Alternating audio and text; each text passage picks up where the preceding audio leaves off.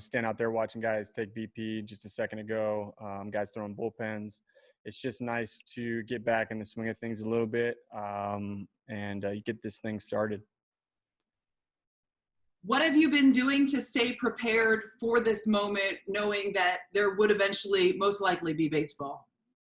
For me, it's just been continuing to work out at home, throwing bullpens, playing catch, trying to simulate a type of spring training at home. Obviously, with things shut down, it hasn't been very easy, but the best that I can, just maintaining, getting off the mound as much as possible, facing hitters when, that was available to me. But for the most part, just keeping my arm in shape. And, now I'm going to use these next few weeks to make sure I'm ready to go when we face teams. Right now, how far off do you feel from being game ready, and what will your schedule be moving forward? Actually, I feel good. I feel like if we had to play right now, I could pitch and be fine, just based on the work that I've done at home. But I can, I'll definitely benefit from these next couple of weeks, like getting back in the competitive atmosphere again. I think that's the biggest thing for guys, being at home and away from, Major League Stadium and Major League caliber players. Just getting back in the swing of things. As for schedule, I'm not really sure. I think I'm going to face some hitters on Sunday, I believe. I believe a lot of the testing results are still coming in. So I want to say our first workout might be tomorrow, and then we're going to start scheduling guys. So not everyone has their schedule right now. I'm still waiting on that. Nathan, Yankees Magazine, can you unmute and ask your question? Hi, Zach. You guys are obviously a very close-knit group. How tough is it just to see everybody again for the first time in a while, I guess, and I presume not be able to go up and give a guy a hug or whatever? Yeah, it's definitely different. We knew it was going to be different, obviously, coming into it. But, it's been a while. Normally in a year where I guess you would say a normal year, we would have been together for quite a bit of time already. So it's good to see everyone. We've stayed in communication, on daily as a team, but it's good to see guys in person. And like I said, get back on the field with everybody. Brendan Cuddy, NJ.com, if you can unmute. Zach, good to see you. Hope you're well. Thanks for taking the time. Thank you. Appreciate it. You were the point man for Yankees players throughout the back and forth between the owners and the players. You were, involved in these negotiations, or at least you were very looped in. With them in your rearview mirror, how do you view those negotiations? And from the player's perspective, how do you view the relationship you guys have with the owners, with the league right now? Yeah, obviously the negotiations, obviously were really public, and unfortunately they were public. We wanted to keep that as behind closed doors as much as possible. But, now that we're back playing, and that's really my focus right now is playing. And that was the end goal for us as a union anyway, was getting back on the field when it was safe to do so. And obviously, all the stuff that was in between with the negotiations, it was a difficult time, I think, for the game. I think the best thing for us moving forward as players in the game in general, the owners, is just getting back playing baseball.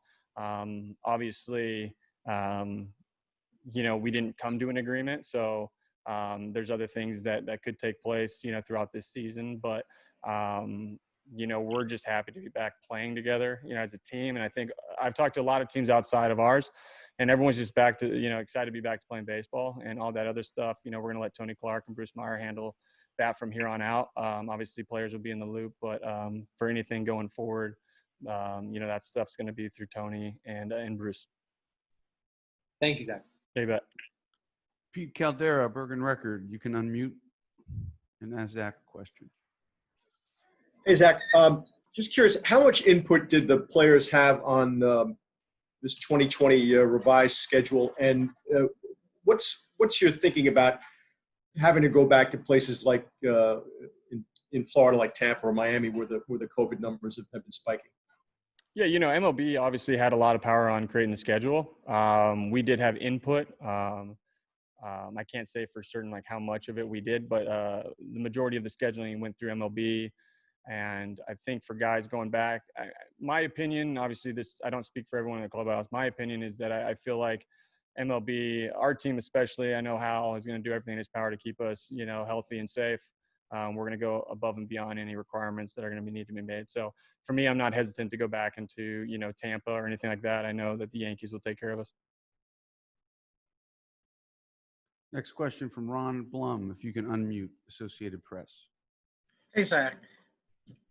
Given everything that happened in these negotiations just in a pandemic, does it make you more concerned that a lockout might be unavoidable come spring training 2022? I know we don't have a lot of time before the next CBA, but I'm not going to say that these negotiations are directly going to impact that in the same way. I think this was a very unique situation where no one's ever had to deal with this from the owner side or the player side before.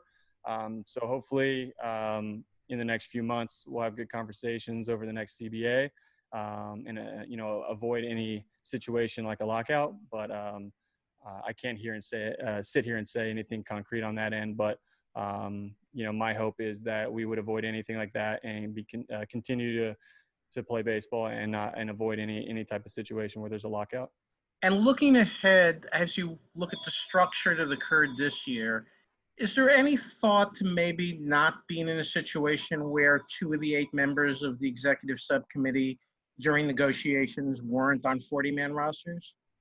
I think that some will have those talks internally. I understand the question. But those guys, they were elected onto the board when they were on major league rosters at the time. So that's something that maybe the union will look into, as we go forward in the next CBA. Thank you. Yeah, you bet. Marley Rivera, if you can unmute ESPN, you can go ahead and ask Zach a question. Hi, Zach. Thank you very much for taking the time. You addressed this in the spring and, playing in front of no fans. Now this is going to be a reality. When you got to the stadium and you were working out there in the bullpen and everything, did you think about that, about what it's going to be like to play this season? Obviously your owner said that he hopes at some point to have fans in the stands, but obviously there's no guarantee. Right. Yeah. Just to kind of reiterate what Hal said, I think we all hope that we can have fans in the stands in some capacity at some point. I thought about it a lot up until this moment of when I played the no fan game in Baltimore. And it was something that I remember directly saying after the game, I hope I never have to do this again. So it's going to be a challenge. I've spoken to, some guys in our team about it, what it felt like. And it's something that we're going to talk about again here in the next couple of days. But it's going to be a challenge. I think the team that can self-motivate the best is going to be the team that comes out on top. I honestly do believe that it might not be the most talented team this year. I think it's going to be the guys that can come to the ballpark and, not be relying on the adrenaline that the atmosphere would give you in that environment, but be able to self-motivate and, accomplish what they want to accomplish. I truly believe it's going to be that team this year that wins it.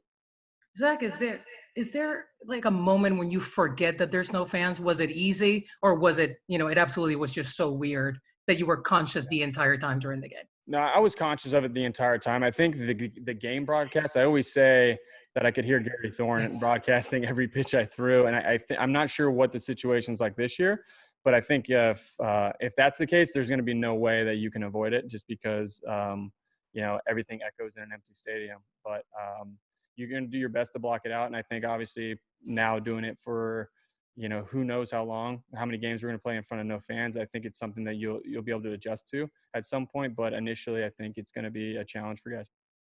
Thank you, Zach. You're welcome. Christy Ackert, New York Daily News. If you can unmute, you can ask a question. Hi, Zach. I was wondering what it's like out there today. I'm watching it on Yes, and it seems a little surreal. I'm just curious what it felt like to be out there and how do you get used to that? Yeah, it was different. You're trying to respect everyone's space. Obviously, keeping our masks on, in the clubhouse, obviously taking those off when we're doing baseball activity and things like that. But I think everyone's just being conscious of giving everyone their space. And, I think as we go forward, it'll be a little bit more comfortable to do that, to wear the mask every day, all day, and obviously not on the field, but to, give people their space. We're just so used to going up to each other, and being in close proximity to each other throughout the season, even in the locker room, right? You guys, we all sit next to each other in the locker room, things like that. It's just going to be an adjustment period, but I I think if anything, I was just excited to be back in Yankee Stadium with my teammates. It's been a long time. Also, you have a young family. Is this going to be any different for you in terms of how you handle this season? Yeah, they won't be with me this year. I think I've said this before. I understand there's plenty of occupations that are in that situation. So it's something that I made the decision with my wife that it was probably best for them not to be out here, see how things go. If things are great towards the end of the year, I'm sure they'll come out. But for right now, I know, for myself and my family, they're just going to stay back home. In that way, that gives me the ability to, make all the adjustments here, get used to, obviously the things that are happening in New York City, not just at the stadium, but just the way of life in New York City right now. Thank you. Yeah, you're welcome. George King, this is your moment to shine. Yeah, George. Patiently waiting. Where is he? George. That's his hair. George, you have to unmute.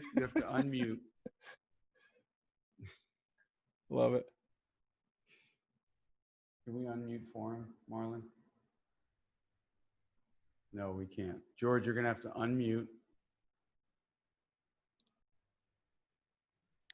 Yeah. How's that? Success. You got it. Success. Yeah. Indeed. We hear you. I love it. Can they see what we're saying? George, can you hear us? Yes, they can hear. They can hear. Okay. George, let's see if we can come back to you. Can we do that, Mark? Okay. James Wagner, New York Times. You can unmute and ask a question in place of George. Hey, Zach, hope you and the family are well. God, I want to make a George King joke, but I'm going to stop. So it's a two-part question. One, I know part of the manuals and operations for the season, it mentioned coming up with a code of conduct for the team. I guess you guys will probably, have you done that? Where you guys do that when everyone's there? And then I'll ask my other one after you. Yeah, I think a lot of these the team rules will be addressed in our meeting, either that we have tomorrow or the next day. I'm not really sure when we're all going to be able to get in the same room, or at least have I just smoked the mic. Is it working? Sorry. Is it good? Yeah, all right, you're good. cool. You're I hit good. the mic, sorry. And I think we might have stagger groups where Booney is able to address, a different wave of guys at a time, but we'll have that conversation. A lot of that obviously is dependent on, obviously New York City, the regulations there, what we can and can't do, but obviously at the field, being considerate of everyone involved here, not just players and the coaching staff, but the clubhouse personnel, medical staff. I mean, there's so many people throughout this stadium that are involved daily in getting us ready to play. And I think it's about being considerate to every single person. And we'll address those issues in the next couple of days. And obviously, given that, and then all the rules that are in place, the testing, but also there's outside factors like how cases are surging in the city around you, the way it looks. Given those two things, the things you guys do and the things outside your control, what's your confidence level that you can complete this whole season, including the playoffs too? Yeah, I'm hopeful that we can do a good job of isolating ourselves with the amount of testing that we're doing and staying on top of everything from a health standpoint here. I think that if done properly, we'll be fine. And I'm not naive to think that no one's going to have positive tests. I know it's going to happen, and it very well could happen on our team. And you just hope that it's not a lot of guys. And if it is, then we kind of just we deal with it when it comes. But I think the protocols make a lot of sense. Obviously, that was something that the union and MLB, agreed to, a few days ago. But I think that they're doing what they need to do, and it's not going to be bulletproof by any stretch of the imagination. But I think it's the right steps that are in there in the protocols and the testing that we're doing. The amount of testing, I think, is appropriate. So they're doing everything they can to keep us, healthy and able to play. But like I said, this virus is very unpredictable, and we just don't know. But we're taking all the steps we can to keep everyone safe. Thanks, Zach. Hey, George, can you try again? Yeah. Yeah, we hear you. All right. Hey, Zach, what's going on? Hey, George, how are you? Good.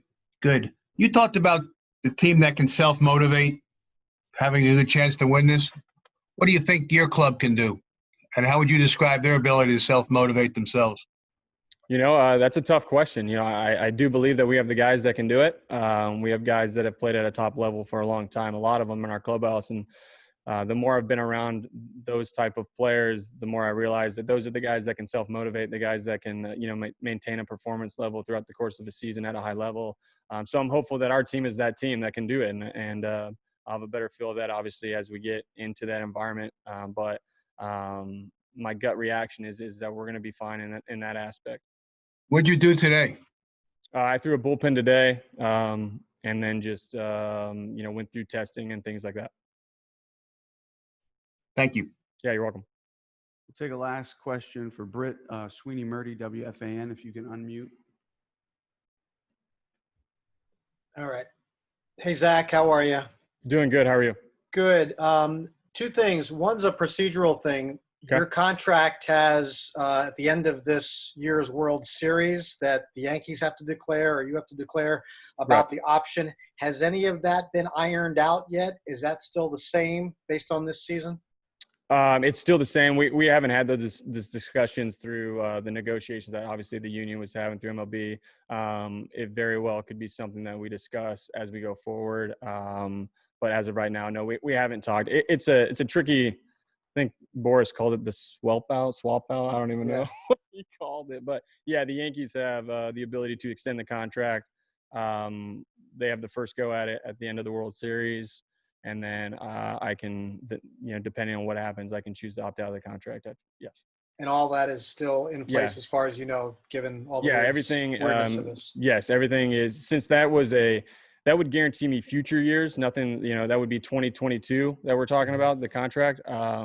My understanding is that future, money and things like that in years are not impacted by anything that was negotiated. Or not negotiated in this March agreement that we had agreed to. And as you were talking about the experience of playing without fans, a late inning reliever is probably more dependent on the energy of a stadium than anybody else on the team. Have you thought about how that could affect you pitching and what kind of ways you can generate that same type of energy without the crowd? Yeah, when I pitched, it wasn't a safe situation in Baltimore. We hadn't played in a few days, so I had to pitch. And I tell guys all the time, I think Melky Cabrera swung at the first pitch and lined it foul, and I was like, oh boy, he's ready to go. I need to be ready to go. And I think for me personally, and what I'll share with the other relievers would be that the warm up is that much more important out there. I think that's something that maybe guys throughout the course of the season, you kind of not necessarily go through the motions, but you're kind of easy out there and save it for the game. But I do think the warm-up process will be a lot more important in getting guys ready to go.